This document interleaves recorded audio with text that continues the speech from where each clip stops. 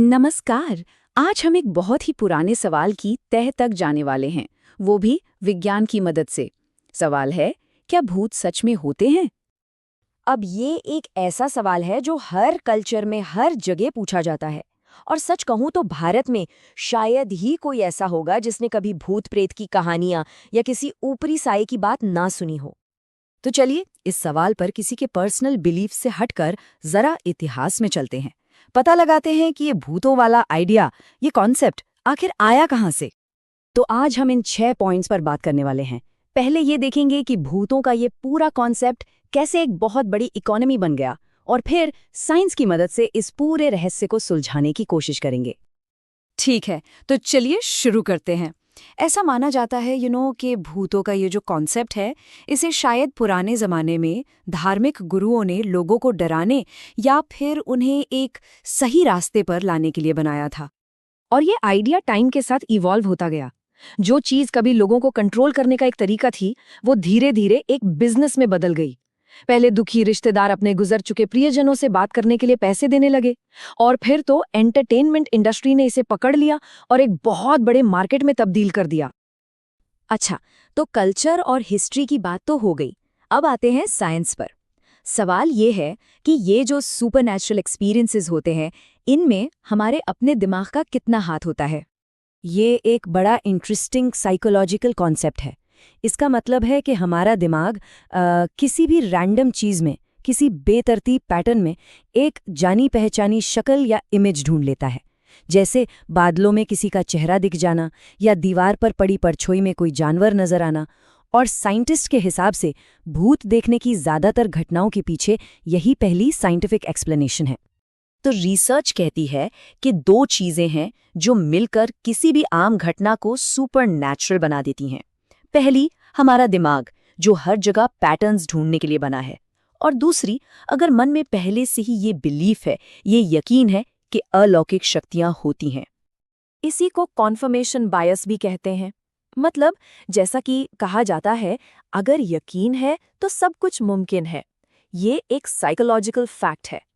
अगर कोई पहले से ही मानता है कि फला जगह हॉन्टेड है, तो वहां होने वाली हर छोटी मोटी आवाज या परछाई को भूत का सबूत ही मानेगा, भले ही असल में वहां कुछ भी न हो। तो अभी तक हमने समझा कि दिमाग कैसे खेल खेलता है, लेकिन क्या ऐसा भी हो सकता है कि हमारा आसपास का एनवायरनमेंट ही हमें धोखा दे रहा हो? चलिए अब इन हॉन्टेड कही जाने वाली जगहों के कुछ एनवायरनमेंटल फैक्टर्स पर नजर डालते हैं। तो भूतिया घटनाओं के पीछे कुछ आम वजहें हो सकती हैं, जैसे कार्बन मोनोऑक्साइड यानी CO, वॉलेटाइल ऑर्गेनिक कंपाउंड्स, फफूंद या फंगस, एस्बेस्टस और यहाँ तक कि कीड़ों से फैलने वाले इन्फेक्शंस भी। और ये बहुत इंटरेस्टिंग है। पुराने ज़माने के घर, किले, हवेलियाँ, खासकर अमेरिका और UK में अक्सर हॉन्टेड माने जाते थे। इसकी एक बहुत बड़ी वजह थी खराब वेंटिलेशंस और गैस हीटर का इस्तेमाल। जब गैस पूरी तरह नहीं जलती तो कार्बन मोनोऑक्साइड बनती है, जो सीधे दिमाग पर असर करती है और अजीब अजीब वहम और हैलुसिनेशन पैदा कर सकती है।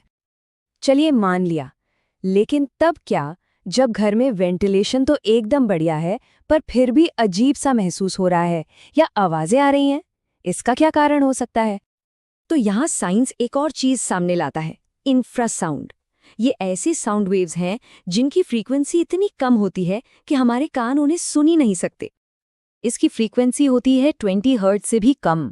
तो हम इसे सुन तो नहीं पाते, लेकिन हमारा शरीर इसे महसूस जरूर कर सकता है। और इस कम आवृत्ति वाली ध्वनि का हमारे शरीर पर एक बहुत ही अजीब असर होता है। यह हमारी आंखों की पुतलियों में एक तरह का कंपन, एक वाइब्रेशन पैदा कर सकती है। और यही वाइब्रेशन की वजह से हमारी पेरिफेरल विजन में, मतलब नज़र के कोनों में, धुंधली परछाई जैसी आकृतियां बनती हैं। और यही कारण है कि कभी कभी लगता है कि कोने में कोई खड़ा था, पर जैसे ही मुड़कर देखो वो गायब हो जाता है। ये असल में कुछ नहीं, बस हमारे दिमाग का एक फिजिकल वाइब्रेशन को गलत इंटरप्रेट करना है। चलिए अब एनवायरनमेंट से हटकर एक ऐसी बायोलॉजिकल कंडीशन पर आते हैं जो बहुत कॉमन है, लेकिन उतनी ही डरावनी भी। और ये होती है नींद के दौरान। इसे कहते हैं स्लीप पैरालिसिस। इसमें होता क्या है कि सोते हुए या जागते वक्त कुछ देर के लिए शरीर हिल डुल नहीं पाता। दिमाग तो जाग चुका होता है, लेकिन बॉडी टेम्पररी पैरालाइज्ड रहती है। और इस हालत में जो हेलुसिनेशंस होते हैं वही वो सबसे बड़ी वजह है कि लोग मानते हैं कि उन्हें भूतों ने जकड़ लिया था या फिर एलियंस ने उन्हें अबडक्ट कर लिया था। तो अब तक हमने जितने भी साइंटिफिक एविडेंस देखे हैं, चलिए उन सबको एक साथ लाते हैं और भूतों के इस टॉपिक पर एक साइंटिफिक कंक्लूजन निकालने की कोशिश करते हैं। तो हम वापस उसी मेन सवाल पर आ गए, क्या भूत सच में होते हैं? अब देखिए, साइंस के पास एक्सप्लेनेशंस तो बहुत सारी हैं, लेकिन इसका जवाब सिंपल हाँ या ना में देना इतना भी आसान नहीं है। ये टेबल इन अ वे पूरी बात को समराइज करती है। एक तरफ हैं वो घटनाएं जो भूतिया मानी जाती हैं, जैसे चेहरे दिखना या फुसफुसाहट सुनना या बिस्तर पर दबाव महसूस होना, और दूसरी तरफ हैं उनकी साइंटिफिक एक्सप्लेनेशंस, जैसे पेरिडोलिया, कार्बन मोनोऑक्साइड, इंफ्रासाउंड या स्लीप पैरालिसिस। और यहीं पर साइंस के सामने सबसे बड़ी चैलेंज है। ये जो गोस्टली एक्सपीरियंसेस होते हैं, ये बहुत रैंडम होते हैं, पर्सनल होते हैं। इन्हें आप किसी लैब में रिपीट नहीं कर सकते, टेस्ट नहीं कर सकते।